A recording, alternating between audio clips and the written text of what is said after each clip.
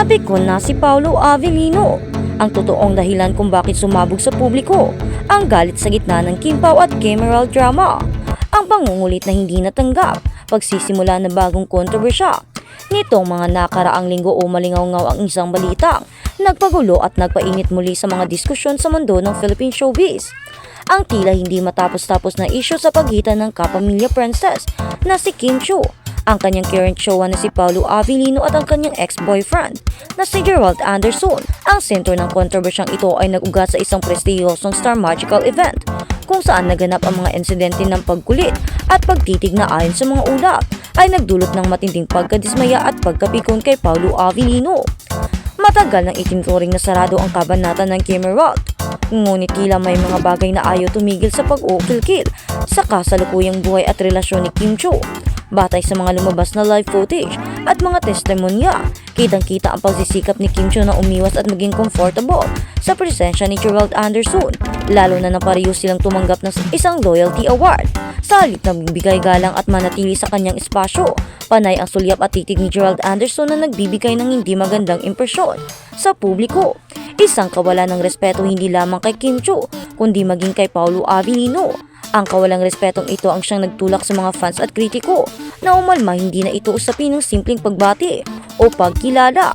Ito ay tila isang intentional na pagkuha ng atensyon na pwedeng ikasira ng relasyon ng Kim Pao. Hindi man lang daw naisip ni Gerald Anderson na ang kanyang ginawa ay pwedeng maging mitsa ng gulo, pag-aaway at pagkasira ng mga proyekto sa publiko. Ang pagsupalpal ni Kim at ang pag-alma ni Paolo.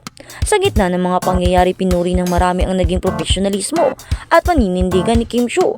Bagamat kinakailangan niya makipagbisa sa ex, inilagay nila sa gitna si Inchung di na nagsilbing pader o harang upang maiwasan ang anumang dagdag na atensyon.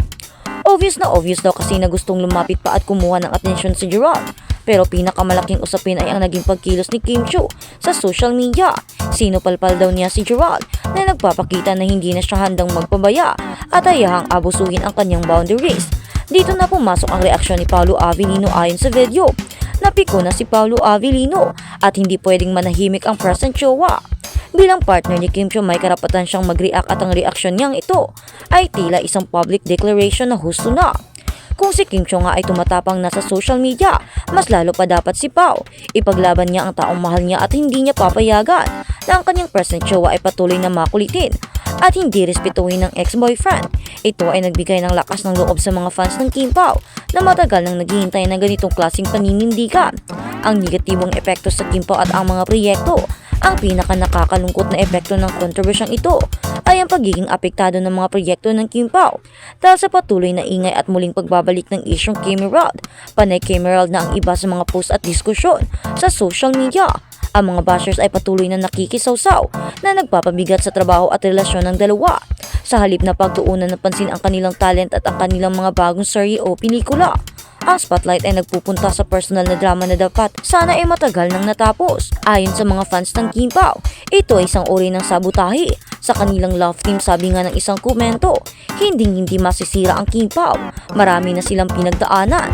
Ipinapakita nito ang tindi ng suporta ng kanilang fanbase na naniniwala na ang kanilang relasyon at love team ay mas matatag kaysa sa inaakala ng iba. Hindi nila hayaang mabigyan pa ng chance si Gerald Anderson at lalo na hindi nila hayaang masira ang pagkakaisa ng Kim Pao. Mga komento at pananaw mula sa publiko. Ang mga komento mula sa publiko ay nagpapakita ng malaking pag-aalala tungkol sa kawalan ng respeto at boundary setting. May karapatan si Pao na mag-react. Ex ba naman ay ang dumidikit? Malamang aalma ang present jowa. Isang malinaw na pagsuporta sa panig ni Paolo na kinikilala ang right niyang ipaglaban ang kanyang partner. Wala na babalikan si Kimi kay Gerald. Isang pagpapatunay na ang publiko ay nakikita ang matatag na paninindigan ni Kim Chiu sa kanyang kasalukuyang relasyon. Kulang sa respeto at patuloy na pangungulit ang nagdudulot ng gulo. Isang pangkalahatang puna sa asal ni Gerald Anderson. Ang mga samot-saring komento at hashtags ay nagpapakita na ang isyu ay mainit na init pa rin. Ito ay isang mahalagang aral tungkol sa profesionalismo, paggalang sa personal na espasyo, at ang kahalagahan ng pagtatag ng matibay na boundary, lalo na sa isang industriyang tulad ng showbiz. Ang pagpapanatili ng kapayapaan at respeto. Ang sitwasyong ito ay hindi lamang tungkol sa isang love triangle. Ito ay tungkol sa moralidad at integridad. Ang tagumpay ng isang tao sa showbiz ay hindi lamang nasusukat sa talento, kundi maging sa respeto sa mga kasamahan at lalong-lalo na sa personal na buhay ng mga ito. Si Paolo Avellino ay hindi lang isang kasintahan, siya ay isang protektor na handang maging boses ng kanyang jowa kapag kailangan. Ang kabanata ng Kemerald ay tapos na, panahon na para irespeto ang Kim Pao, ang kanilang relasyon at ang kanilang mga proyekto. Hinding-hindi papayag ang mga fans lalong-lalo na si Paolo na patuloy na maging biktima ng pangungulit na walang basihan. Ang message ay malinaw, ang pag-ibig ni Kim Chiu at Paolo Avellino ay matatag at ang sino mang susubok na sirain ito ay haharap sa matinding depensa. Hindi lamang sa mga galit ng kanilang mga fans at proteksyon ng kanilang mga supporters, kundi pati na rin kay Paolo Avellino dahil hindi daw niya hahayaan na makuha si Kim Chiu sa kanya. Kaya naman Gerald, tumahimik ka na. At sa kabilang banda, Gerald Anderson, iwas na iwas sa mga isyong kinakasangkutan kay Julia Barito. Si Gerald Anderson animo day hindi na daw nakikialam sa mga isyu nila Julia Barito. Talaga daw iniiwasan na nito si Julia. Pero ang tanong ng karamihan, bakit umiiwas siya sa kanyang ex-girlfriend na kung tutuusin ay may possibility pa na pwede silang magkabalikan dahil recently lang silang naghiwalay. Bakit ngayon daw ay dumidikit pa ito kay Kim Chiu? Ang tagal-tagal na nilang naghiwalay 15 years ago at masaya na si Kim Chiu sa buhay ni Paolo Avellino. Kaya naman, bakit pa daw nanggugulo si Gerald? Pwede naman daw niyang ayusin ang relasyon nila ni Julia lalo pat.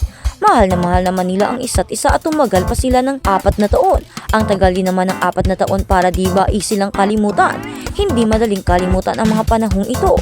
Kaya naman ang sigaw ng karamihan, Gerald Anderson, itigil mo na ang panggugulo kay Kim at mag-focus ka na lang kay Julia o di kaya sa buhay mo. Hindi kay Julia ang pagkakamali ay baka sa'yo. Ikaw na ang mali dahil lahat na lang ng nagiging girlfriend mo ay talagang naghiwalay kayo. At ang mga issue ay ang iyong pagtataksil. Tulad nga ng sinabi ni Julia na may iba ka raw.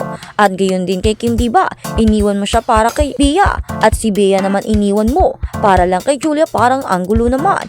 At nasangkot pa ang naging best friend ni Kim Chiu. Kaya naman ang mga pangyayaring ito ay hindi maganda. Hindi maganda ang mga pangyayaring ganito na parang kung sino-sino na lang ang ginagamit mo. Hindi na ito maganda. At ang iyong ginagawa ay hindi na healthy. Kaya naman ang sabi ng karamihan, itigil mo na ang panggugulo mo dahil hindi na ito maganda. Hindi maganda ang mga pangyayaring ganito. Alam naman ng karamihan kung gaano kamahal ni Gerald Anderson si Kim Chiu noon. Pero bakit niya pa nagawang lukuhin? At ngayon nga nagawa niya ring lukuhin si Julia Barito. Pero ang tanong, niloko nga ba niya si Julia? Hindi man natin alam ang totoong rason pero isa lang ang sigaw ng karamihan. Tigilan mo na si Kim Chiu Gerald at manahimik ka na lang dyan dahil masaya na si Kim Chiu sa buhay kasama si Paolo Avellino. Masaya na silang dalawa sa isa't isa at sana itigil mo na ang iyong panggugulo dahil hindi na ito maganda. Marami nang naaapektuhan lalo pat ang career ni na Kim Chiu at Paolo Avellino.